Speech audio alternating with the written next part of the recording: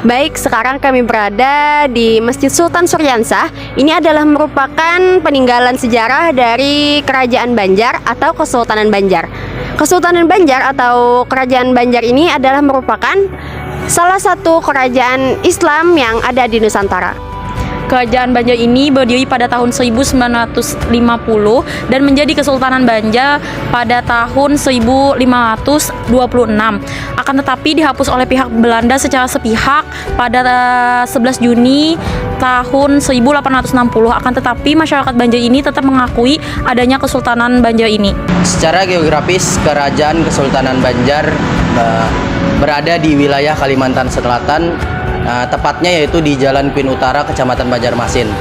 Selama kerajaan berdiri, Kerajaan Sultanan Banjar sering berpindah-pindah. Kerajaan Banjar ini yaitu awal berdirinya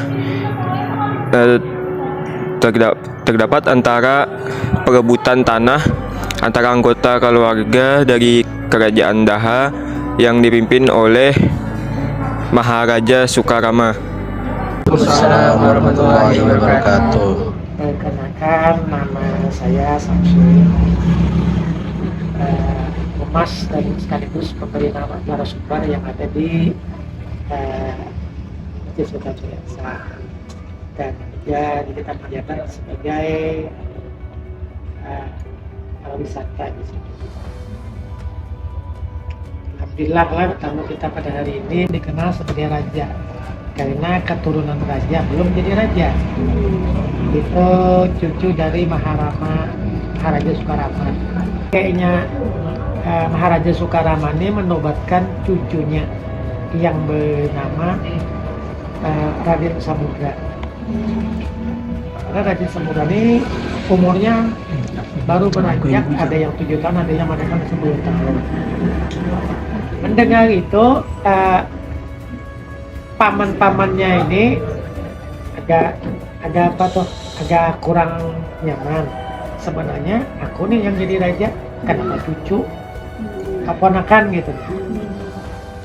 Kayaknya ada siasat untuk mungkin membunuh atau menghilangkan si kerajaan Pangeran Samudra ini.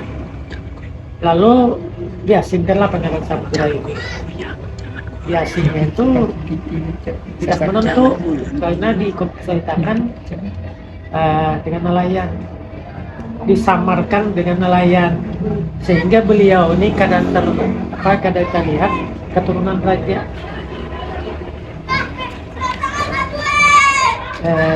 Singkat cerita, tumbuh besar, artinya dari sana dari sini putar-putar, tumbuh besar. Jadi Pangeran Samudra ini didengar oleh patih-patih yang ada di Queen sini. Patih Masih, Patih Queen, Patih Moor, dan patih-patih lainnya, petinggi-petinggi yang ada di Queen. Akhirnya mendengar desas-desus kurang nyaman ada di Kerajaan Daha. Diselidiki, ternyata Pangeran Samudra ini, Raden Samudra ini ada di daerah Sungai Baritu. Akhirnya ikut dengan nelayan. Nah, terus ketemu. Nama partai ini kan anak buah banyak. Ketemu, Raden Samudra itu diboyong ke Queen.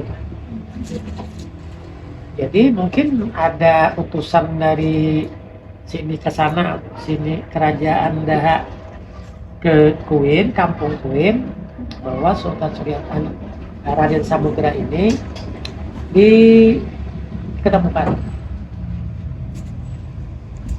Jadi patih Queen ini bermusyawarah. Artinya ini keturunan raja yang dikehendaki oleh kakeknya. Jadi cerita lagi, rapat lagi, karena rapat menita potren dulu ada kan istana kecil, artinya pra raja lah dulu, sehingga dinobatkan beliau ini jadi Pangeran Samudra. dulu Raden Samudra, lalu Pangeran Samudra. Jadi raja mendengar itu, pamannya yang ada menjabat di kerajaan Daha itu, ya kan bahasa kita tuh sangat benar dah. Artinya nih menandingi kerajaanku nih, yang di Kuin nih. Nah, lambat laun singkat cerita terjadilah perang. Namun sebelum perang, Pangeran Samudra ini bingung, pasukan belum ada mapan, akhirnya minta bantuan ke kerajaan Demak.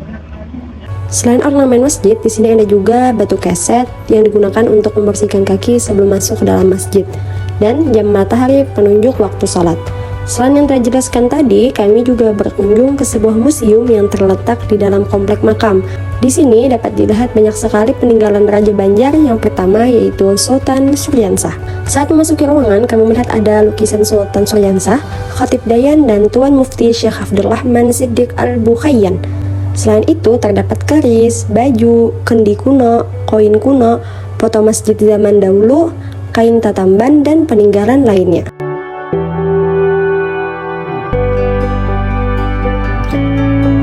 Selanjutnya, kami berkunjung ke makam Sultan Suryansah. Di sini tidak hanya Sultan Suryansah, tetapi ada juga makam Ratu Intansari, Sultan Rahmatullah, Sultan Hidayatullah, Khatib Dayan, Patih Kuin, anak Tionghoa Muslim, dan lain-lain. Alhamdulillah, di sini kami dijamu oleh para petugas. Dan terakhir, ada sumur keramat yang merupakan anak sungai yang bermuara di Sungai Kuin. Kan tadi Jepian ada 4 kali renovasi nih. Iya. Nah, yang untuk pendanaannya itu dari mana, Bapak? Iya. Pertama tadi kita urut renovasinya dulu lah. Iya. Renovasi yang dilakukan oleh Sultan Tamjidillah itu hanya berdasarkan kemauan kerajaan. Kerajaan yang mana kan masih ada tertinggal sultannya, dan Tamjidillah itu kan turun kerajaan. Jadi beliau itulah yang secara tidak langsung mencari donatur, tapi donatur itu bukan duit, tapi donatur itu berupa barang, seperti pintu tuh ada yang beri. Nah, yang datang keimaman tinggi itu diberi gelar. Nah, itu waktu dulu zaman itu tidak berupa duit, tapi berupa barang. Jadi dikasih orang, aku pintu, aku atap, aku no. Makanya masih ada ini kalau lagi kita bangun langgar, aku samitnya. Itu sebenarnya masih keturunan kerajaan, pola-pola seperti itu. Nah, sampai itu tahun 1735, itu 1950.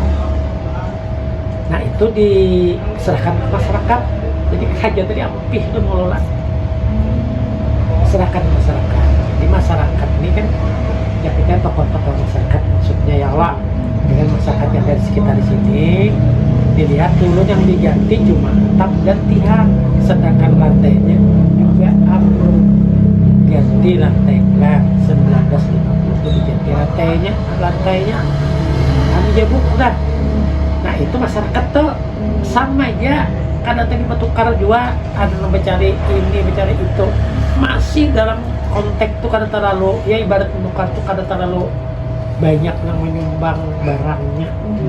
Kenapa orang menyumbang barang itu? Karena menghindari, kalau ini bahasanya itu korupsi.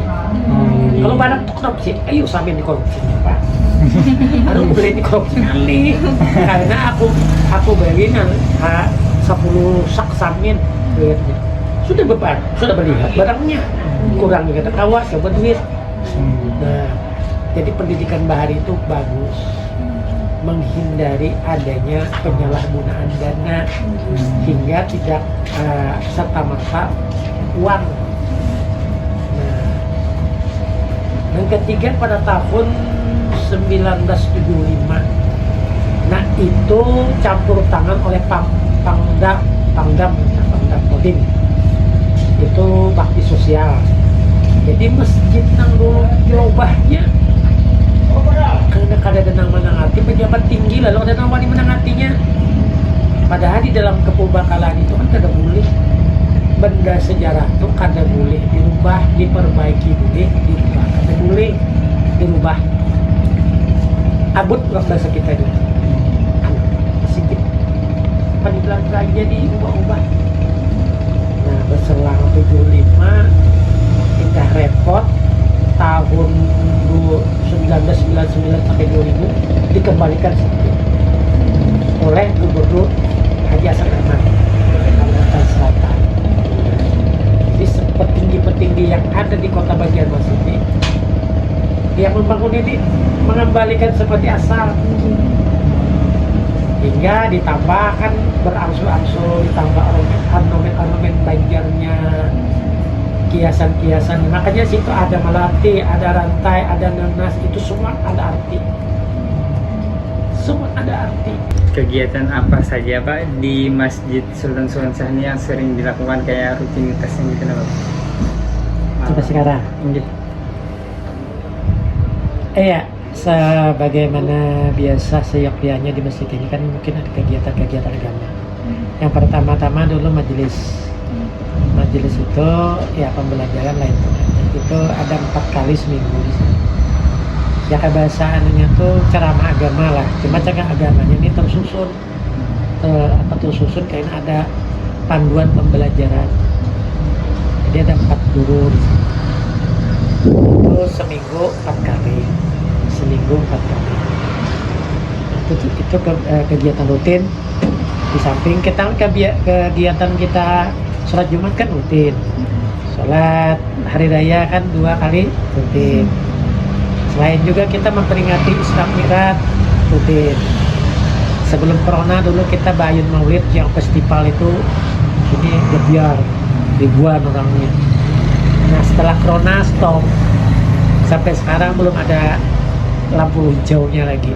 Tapi ada rencana kita Bayun Maulid, festival Bayun Maulid tuh. Nah, kegiatan-kegiatan lainnya tuh ya kita mengadakan Hari Asyura. Ini rencana tahun ini Asyura Akbar nanti. Rencana. Dulu ada juga bubuan Winnie ikut ke bubuan kami. Ada Asyura yang tahun semalam. Ada masih ada dokumentasi. Nah ikut serta merayakan Hari Asyura. Bubur Asyura aja. Ya, bubuan Winnie kami juga. Mangkatan dulu meningkat. Jadi selain itu kegiatan-kegiatan ini kadang-kadang ada kegiatan bersamaan dengan pemerintah juga. Mengadakan apa festival lain. Dulu ada pertandingan pengambilan video bagusan di kita. Juga ada punya dokumentasinya. Kita karena setiap kegiatan itu kita harus dokumentasikan. Dan ini diikut sertakan Anugerah Desa Wisata Indonesia untuk tahun 2022 kita termasuk 300 besar sebanyak 3.900 sekian peserta. Sekarang ini masuk lagi pesertanya lebih banyak, 4.973 peserta seluruh Indonesia, 34 provinsi dan 22 ada saudara desa. Kita termasuk 75 besar se-Indonesia. Anugerah Desa Wisata Indonesia. Mungkin buat kita bisa ke Jakarta karena disuruh menteri ini. Dan menteri pun datang kemarin karena penilaian terakhir. Jadi kegiatan kita tuh sebenarnya full. Cuma kadang-kadang tidak di-upload. Kita harus izin juga dulu. Nah, jadi nama upload itu paling buat wartawan, buat LSM. Nah, dulu kita punya siaran juga di sini. Karena pergantian kepemimpinan itu beda. Di mana aja bila kata pergantian kepemimpinan itu beda. Kalau orangnya canggih, orangnya gigih, orangnya sosial, bagus. bila orangnya ya agak Adanya. seadanya aja masjid lambat. Jadi tergantung. Ada banyak kegiatannya. Kegiatan secara apa namanya tuh keistiadatan dingin masih belum digarap. Kalau kita dulu kan kalau orang kawin itu kan berdatang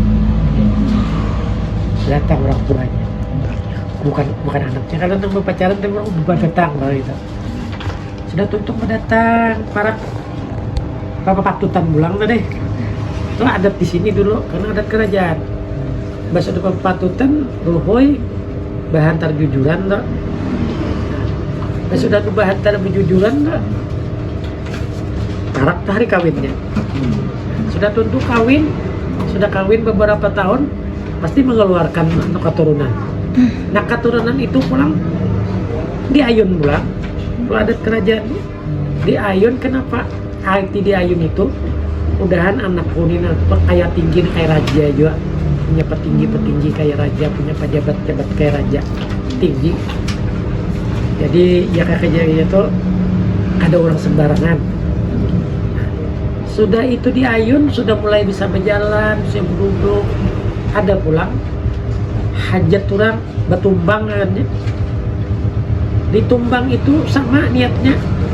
Karena bertumbang itu kan di petinggi, di mihrab yang tinggi itu didiriakan, dijalanakan, dan anak pengen pintar kayak orang pintar di sini juga niatnya. Dan kada berpenyakitan. Orang berpenyakitan kita konek itu.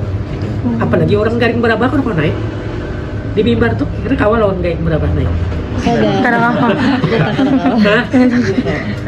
Iyalah. Nah, jadi apa banyak kan sebelum melahirkan tuh kan mandi 7 bulan mandi pengantin itu semua peninggalan raja. Sekarang ini kenapa mati lambat laun melosot? Artinya pertama Tuhannya meninggalan. Wah ini kan karena kan banyak instan, ya lah semuaan. Jika kamu ditipkin keluar duit ya lah instan dari harus pencarian lagi. Nah itu ilmu kita tuh kurangnya di sana. Padahal sebenarnya kita menjalani lawan instan tuh beda. Kalau kita menjalani pendidikannya kita ini menjalani lawan ijazah nukar beda lah. Beda. Nah sekarang ini ijazah bisa nukar. Nah saking hendak cepatnya orang meraih apa cita-cita. Dulu tuh dia lambat meraih cita-cita tapi banyak sudah jadi terus jadinya berkah hidupnya. Sekarang apa? Tapi kita ada koma mau kiri jual ya lah. Karena memang sudah zaman saking canggihnya sampai ke apa-apa canggih. Nah itu pendidikannya wah ini bedanya lawan dahulu tuh. Semakin canggih pendidikan, semakin maju zaman, semakin turun perilaku manusia, semakin turun karena didominasi itu. Kadang-kadang ini harap didominasi kan patan kita anak lain kadang mati. Nah iya pangnya. Nah sudah berkaitan apa sudah tuh. Kekiawan ini orang anak lagi utang, kawang bayi utang aja kita. Orang pedagang ya lah. Nah kalau kita ini kan kadang menjadi juga kadang-kadang kita termasuk bagian dari penerawangan spiritual alam sebelah. Jadi kita melihat wajah orang tuh alhamdulillah. Amun kita padahal ada orang sakit hati, ada orang gembira ya kalau ada usaha kita, maka kita ini harus menggembirakan orang. Dalam situasi apapun kita sedekah yang paling ringan itu senyum dan menggembirakan. Berkah itu sekilas pendidikan dulu lawan sekarang.